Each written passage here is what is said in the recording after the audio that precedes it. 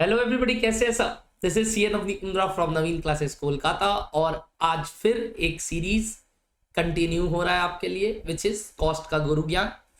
मे 23 वालों, आपके लिए ये सीरीज हम निकाले हैं जिसमें आपको सारे इंपॉर्टेंट बातें जो आपके लिए रेलिवेंट है एग्जाम से पहले, वो सब कवर किए जा रहे हैं। इससे पहले मैंने एक वीडियो बनाया था जिसमें सारे चैप्टर्स के इंपॉर्टेंट टॉपिक एग्जाम के लिए क्या होने वाले हैं, थ्योरी में क्या इंपॉर्टेंट होने वाले हैं, सब कवर किया है आपके लिए।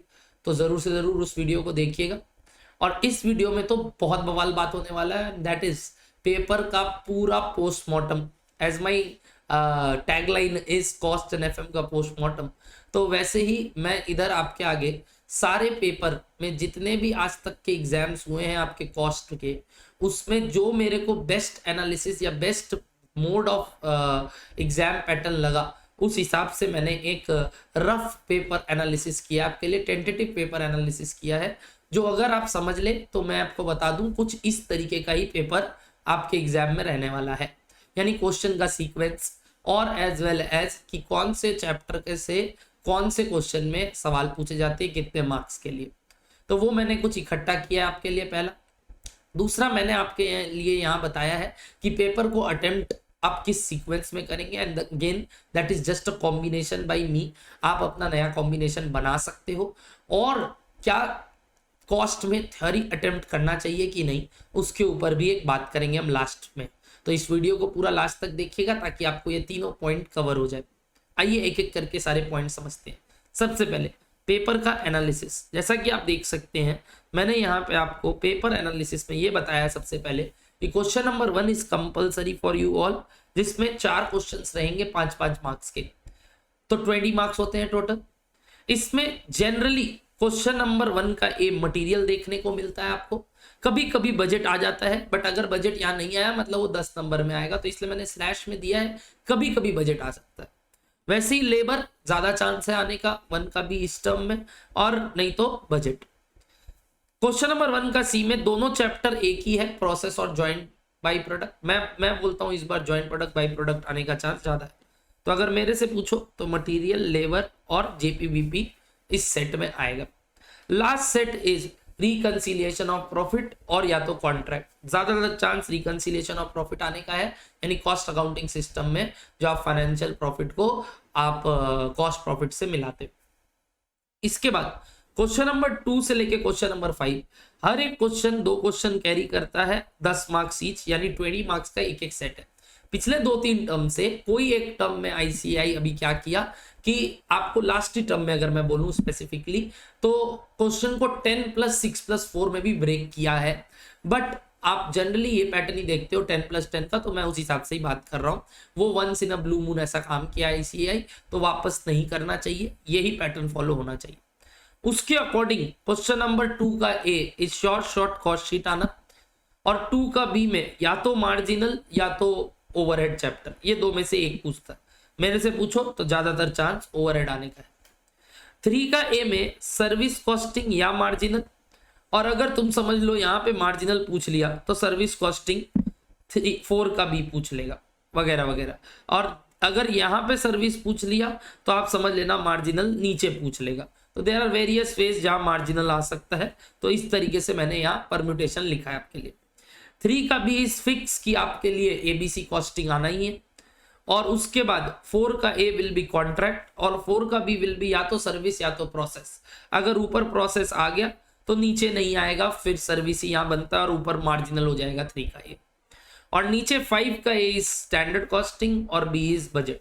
तो आपने अगर कुछ पर्टिकुलर चैप्टर्स को बहुत अच्छे से किया और कुछ चैप्टर्स को कम अच्छे से किया है, तो आप ये कॉम्बिनेशन देख के अपना पेपर अटेम्प्टिंग स्ट्रैटेजी सोच सकते हो कि यार ये 2 चैप्टर मेरा बहुत अच्छा है, मैं पहले इससे स्टार्ट करूंगा, या ये 2 चैप्टर मेरा अच्छा है, मैं पहले इससे स्टार्ट करूंगा। दूसरा, मैंने ये चैप्टर नहीं पढ़ा तो मतलब मेरे लिए वो सेट अब काम का नहीं है, तो मुझे तो थ्योरी करना ही होगा।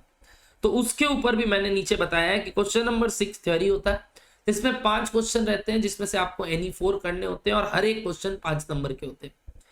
तो मैंने एक सीक्वेंस तैयार किया है अटेम्प्टिंग का, और ये जस्ट कॉम्बिनेशन बाय मी है। आप चाहो तो आप अपना नया सीक्वेंस बना सकते हो, बट मेरे हिसाब से ये बेस्ट अटेम्प्टिंग स्ट्रैटेजी होगा। विच इज पहले आप क्वेश्चन नंबर 2 से स्टार्ट करोगे जहां कॉस्ट शीट का सवाल रहेगा और ओवरहेड का अगर रहता है तो वो भी बहुत आसान में रहता है, तो वो पार्ट से आप स्टार्ट करोगे। फिर आप क्वेश्चन नंबर 3 में जाओगे जिसमें अगर मार्जिनल मिले आपको तो बहुत खूब, और एबीसी क्या होता है, एकदम स्टीरियोटाइप सवाल होता है, सिर्फ आपको आना चाहिए कैसे होता है तो आप कर लोगे। फिर आप क्वेश्चन नंबर 1 में जाओगे जहां आपको 4 छोटे छोटे सम्स मिलेंगे 5-5 नंबर वाले, और उसके बाद आप क्वेश्चन नंबर 4 में जाना चाहिए आपको जहां कॉन्ट्रैक्ट और सर्विस या प्रोसेस में आपको मिलेगा, और लास्ट में आपको question number 5 standard costing, marginal या बजट, क्योंकि ये सब थोड़े लेंथी टाइप के सवाल होते हैं। तो ये मैं आपके आगे प्रस्तुत किया हूं पूरा कॉम्बिनेशन। सर आपने तो पूरा प्रैक्टिकल अटेम्प्ट करने बोला, obviously the first motto should be to attempt 100% practical, but if you want to attempt question number 6 you can replace any of the set with question number 6 from question number 3, 4 and 5। obviously 1 is compulsory तो इसको आप replace नहीं कर सकते, 3, 4 और 5 में आप कोई भी एक रिप्लेस कर देना।